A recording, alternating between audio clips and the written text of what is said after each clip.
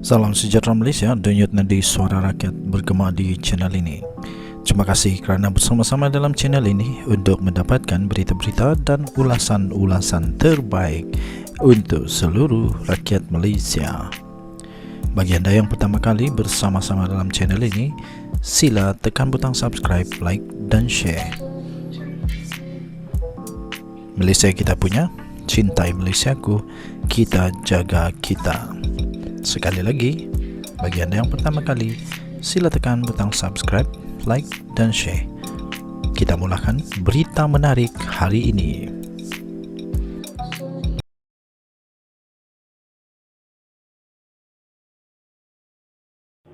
Salam sejahtera Malaysia, denyut nadi suara rakyat bergema di channel ini. Berita daripada nextstepmalaysia.com. Harga hampir RM400,000. Tapi Sanusi anggap tak mahal sangat pun. Netizen membandingkan dengan kereta MB Selangor guna. Berita penuh. Kenyataan Menteri Besar Kedah iaitu Datuk Seri Muhammad Sanusi Mat Noor bahawa Hyundai Palisade sebagai kereta biasa bukanlah jenis kereta mewah telah mengejutkan orang ramai. Sanusi yang juga adalah ahli Dewan Undangan Negeri Adun bagi Cederi terus menjadi kecaman daripada warga maya selepas dia telah mengaku telah membeli kenderaan utility sukan atau dikenali sebagai SUV buatan daripada Korea Selatan itu. Padahal harga jualan Hyundai Palisade di negara ini mencecah hampir RM400,000 seunit dengan 8 jenis warna dan 4 varian. Susulan daripada itu, netizen pula cuba untuk membandingkan kereta Camry yang digunakan oleh Menteri Besar Selangor, Datuk Seri Amiruddin Syari, dengan semakan mendapati harga kereta itu hanya sekitar RM219,800 itu. Salah satu komen pengguna TikTok di platform rasmi Pusat Adun Cederi adalah Camry lagi murah. Elok je negeri paling maju pakai, kata seorang pengguna TikTok di platform rasmi Pusat Hikmat Adun Cederi. Pemimpin PAS itu telah menarik perhatian orang ramai apabila turut berkata boleh beli 2 unit Hyundai Palisade. Katanya dalam kenyataan itu bukan beli kereta mewah-mewah, kereta biasa aja. Tambahnya, kalau saya nak beli sendiri pun saya ada duit. Saya boleh beli.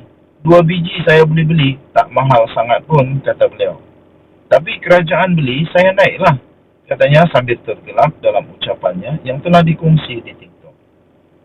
Sebelum ini, warganet heboh memperkatakan tentang Hyundai Palisade yang digunakan oleh Sanusi dengan nombor pendaftaran KCX8. Sanusi yang juga adalah pengerusi Perikatan Nasional PN Kedah berkata, 2 kereta yang digunakan sejak tahun 2020 sudah pun kerap rosak dan sudah tidak ekonomik lagi. Katanya, sejak saya jadi Menteri Besar, saya pakai kereta yang dibeli oleh Ustaz Azizan tahun 2012 dan kereta yang dibeli oleh Mukris pada tahun 2014, iaitu Mercedes. Mercedes ni bila sampai satu peringkat, dia tidak lagi ekonomik. Tidak lagi ekonomik lagi, tapi kita baiki juga pasal nampak macam elok. Tambahnya, Exober pun mahal. Sekali repair, RM40,000 hingga RM50,000. Jadi tak ekonomik untuk kita gasap dia, kata Sanusi lagi dalam klip video yang telah dimuat naik di akaun TikTok beliau. Denyut nadi suara rakyat bergema di channel ini. Jangan lupa tekan butang subscribe, like dan share. Malaysia kita punya, cintai Malaysiaku, kita jaga kita. Kita jumpa lagi. Salam sejahtera Malaysia, denyut nadi suara rakyat bergema channel ini. Politik boleh burukkan lagi Islamofobia, itu kata sarjana. Apa pun dengan statement ini. Ini daripada satu artikel yang menarik perhatian saya sehingga saya ingin kongsikan kepada teman-teman. Ketika saya baca artikel itu, wow, sangat bagus. Dan secara peribadi saya setuju dengan tajuk ini, iaitu politik sebenarnya boleh memburukkan lagi Islamofobia. Itu kata sarjana. Saya fikir tidak sepatutnya agama Islam yang begini suci, begini murni, agama ini ditunggang oleh ahli-ahli politik yang tidak bertanggung jawab. Kalau tujuannya baik, okey. Tapi kalau sekadar untuk ditunggang supaya dapat kepentingan politik, kepentingan parti politik, kepentingan diri sendiri, itu saya tidak setuju. Sarjana tersebut nama dia Mustafa Akyol. Mustafa Akyol berkata, tindakan ahli politik yang menyokong naratif kita lawan mereka itu boleh menyemarakkan Islamofobia. Itu kata sarjana ini. Tuan-tuan dan puan-puan yang dihormati sekalian, marilah kita sama-sama menghormati agama Islam. Kita sama-sama menjunjung agama ini dengan baik. Jangan tunggang agama ini kerana ia tak baik, akan menimbulkan rasa lain daripada yang lain. Jadi hormati. Pada bulan Ramadan ini lagi, patutnya semua berfikiran bersih. Okey, tuan-tuan dan puan-puan, apa dia kata? Politik boleh memburukkan Islamofobia, dan umat Islam mempunyai peranan untuk menyekat kebencian itu daripada terus merebak, menurut seorang sarjana daripada Turki, Mustafa Akyol. Katanya ahli politik banyak yang menyemarakkan Islamofobia apabila mereka menyokong naratif kita lawan mereka, dan secara tidak sengaja menimbulkan kebencian atau prasangka dalam kalangan umat Islam terhadap golongan bukan Islam, seperti yang diperhatikannya yang berlaku di seluruh dunia, termasuk di negaranya sendiri, iaitu di Turki. Itu kata sarjana ini. Beliau berkata, perlu ada visi politik sivil yang mempertahankan umat Islam daripada prasangka dan ketidakadilan, selain membina jambatan dengan golongan bukan, menerusi satu persefahaman dan sikap yang saling menghormati. Hormat menghormati, itu saya setuju. Saya fikir semua agama mengajarkan kita tentang kasih, mengasihi, hormat menghormati, bersikap toleransi, dan bersikap dengan adil tanpa prasangka. Itu sangat penting. Saya fikir tidak ada agama yang mengajarkan kita untuk memusuhi, tetapi untuk saling hormat menghormati. Mungkin maksud daripada sarjana daripada Turki ini. Beliau berkata, ia akan membantu untuk menyembuhkan Islamofobia serta fobia dalam kalangan umat Islam terhadap kumpulan lain. Katanya kepada FMT dalam temu bual sempena antarabangsa memerangi Islamofobia pada 15 Mac yang lalu. Tuan-tuan dan puan yang dihormati sekalian, menurut Akyol terdapat dua jenis Islamofobia. Jenis pertama yang berakar umbi daripada kebencian patologi beberapa kumpulan terhadap umat Islam, katanya. Beliau memberikan contoh supaya kita faham. Beliau memberikan satu contoh.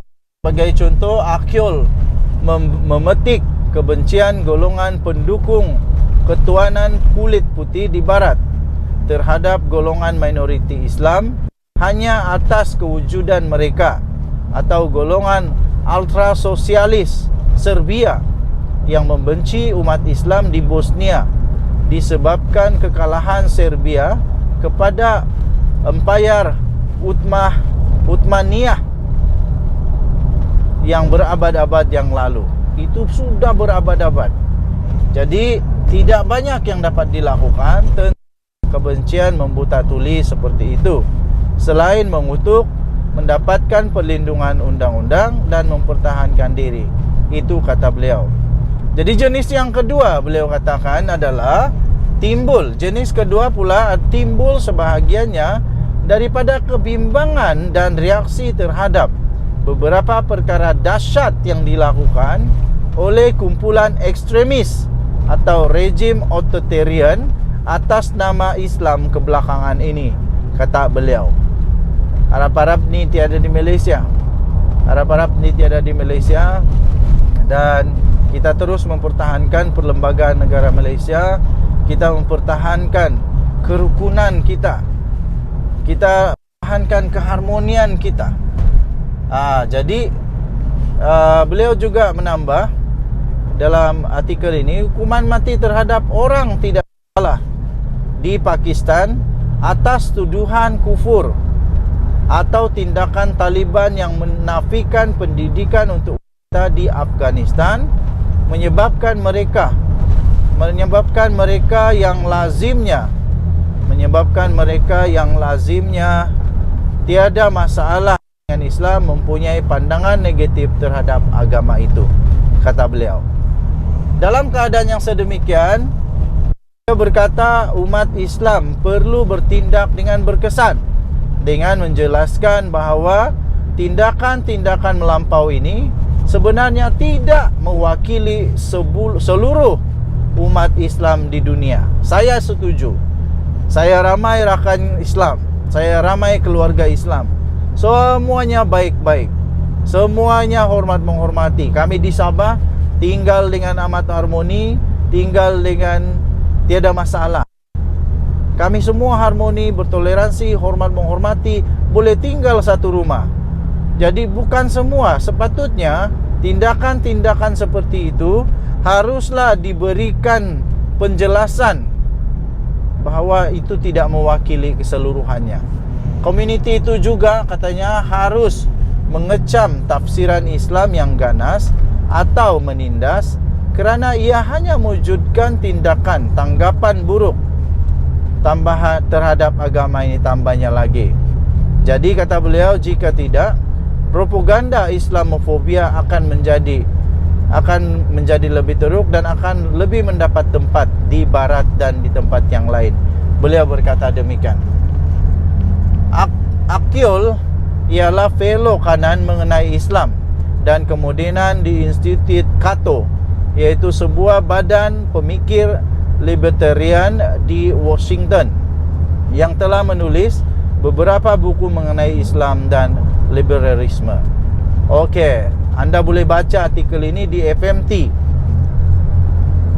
Dengan itu saya mengajak semua rakan-rakan seluruh Malaysia, mari kita hidup sama-sama di negara yang aman damai ini di bawah payung Duli Yang Maha Mulia Seri Paduka Baginda yang di-Pertuan Agong.